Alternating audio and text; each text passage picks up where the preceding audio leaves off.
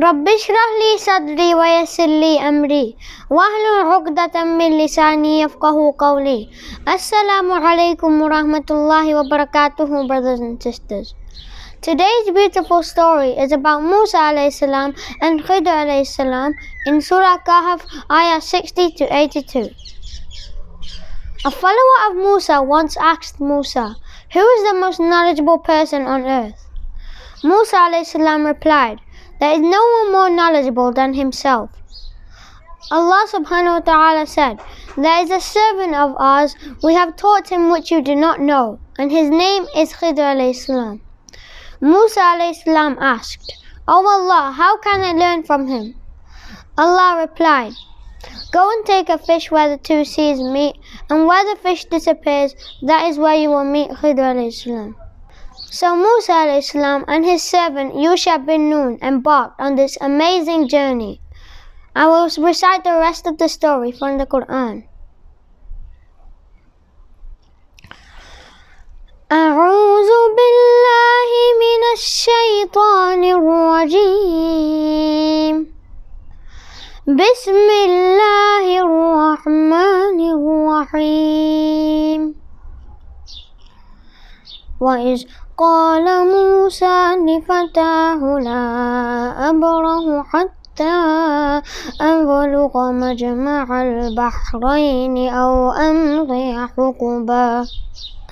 And remember when Musa said to his servant, "I will not give up traveling until I reach the junction of two seas or until I spend years and years in traveling." فلما بلغا مجمع بينهما نسيا حوتهما فاتخذ سبيله في البحر سربا.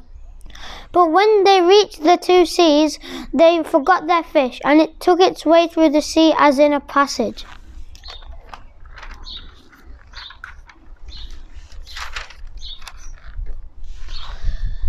فلما جاوزا قال لفتاه آتنا غداءنا لقد لقينا من سفرنا هذا نصبا. So when they had passed further on beyond that fixed place, Musa said to his servant, "Bring us our morning meal. Truly we have suffered much fatigue in this journey."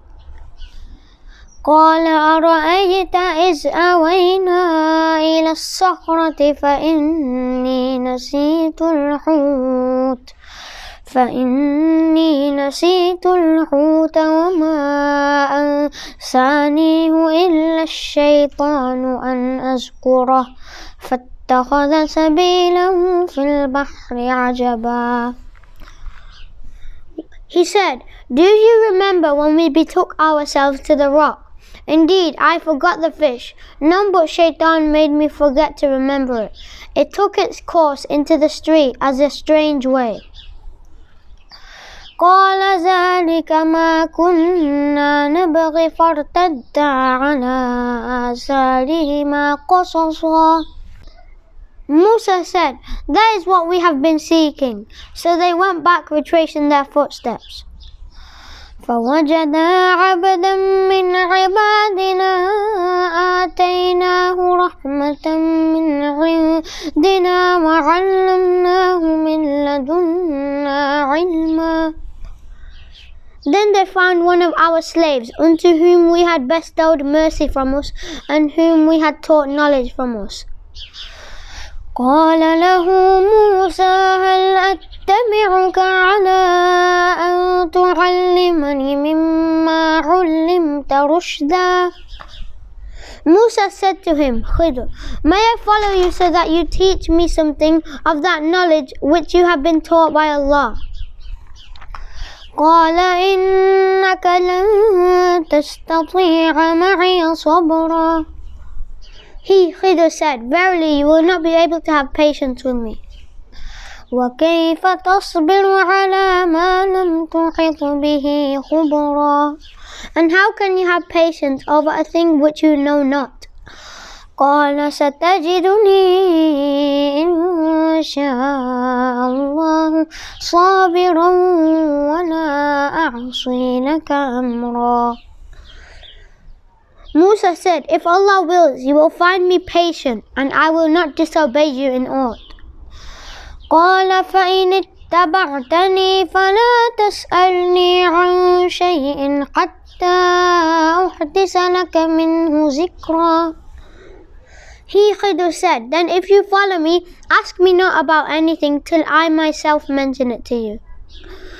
فانطلقا حتى إذا ركبا في السفينة خرقها قال أخرقتها لتغرق أهلها لقد جئت شيئا إمرا. So they both proceeded when they embarked the ship, and he, Khidr, scuttled it. Musa said, have you scuttled it in order to drown its people? Verily, you have committed a dreadful thing. قال ألم أقل إنك لن تستطيع معي صبرا. He, Khidr, said, did I not tell you that you would not be able to have patience with me? قال لا تؤاخذني بما نسيت ولا ترهقني من أمري عسرا. Musa said, call me not to account for what I forgot, and be not hard upon me for my affair with you. فانطلقا حتى إذا لقيا غلاما فقتله قال أقتلت نفسا زكية بغير نفس قال أقتلت نفسا زكية بغير نفس لقد جئت شيئا نكرا. Then they both proceeded till they met a boy. He, Khidr, killed him. Musa said, have you killed an innocent person who had killed none? Verily, you have committed an evil thing. قال ألم أقل لك إنك لن تستطيع معي صبرا. Khidr said, did I not tell you that you could not have any patience with me?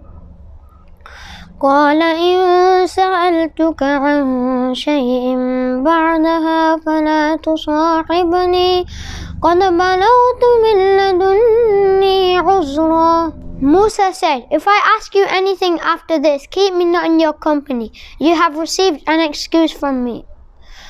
فانطلقا حتى إذا أتيا أهل قرية استطعما أهلها فأبوا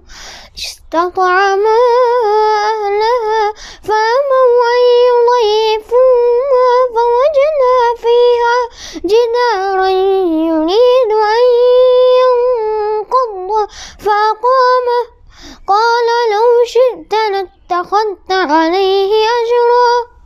Then they both proceeded till when they came to a people of a town, they asked them for food, but they refused to entertain them. Then they found therein a wall about to collapse, and he, Khidr, set it up straight. Musa said, if you had wished, surely you could take him wages for it. قال هذا فراق بيني وبينك سأنبئك بتأويل ما لم تستطع عليه صبرا. Khidr said, this is the parting between me and you. I will tell you the interpretation of those things over which you are unable to hold patience.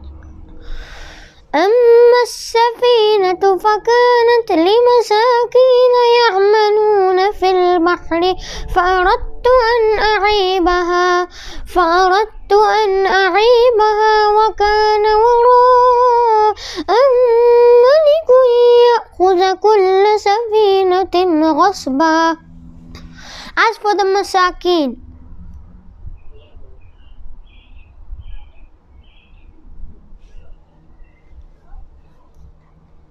As for the ship, it belonged to Masakin, poor people working in the sea. So I wished to make a defective damage in it, as there was a king after them who seized every ship by force. وأما الغلام فكان أبواه مؤمنين فخشينا أن يرهقهما طغيانا وكفرا. And as for the boy, his parents were believers, and we feared lest he should oppress them by rebellion and disbelief. فأردنا أن يبدلهما ربهما خيرا منه زكاة وأقرب رحما. So we intended that their Lord should change him for them for one better in righteousness and near to mercy. وأما الجدار فكان لغلامين يتيمين في المدينة وكان تحته كنز لهما وكان أبوهما صالحا فأراد ربك أن يبلغا أشدهما ويستخرجا كنزهما رحمة من ربك وما فعلته عن أمري ذلك تأويل ما لم تستطع عليه صبرا. And as for the wall, it belonged to 2 orphan boys in the town, and under it was a treasure belonging to them. And their father was a righteous man, and your Lord intended that they should attain their age of full strength and take their treasure out as a mercy from your Lord. And I did it from not my own accord. That is the interpretation of those things you could not hold patience.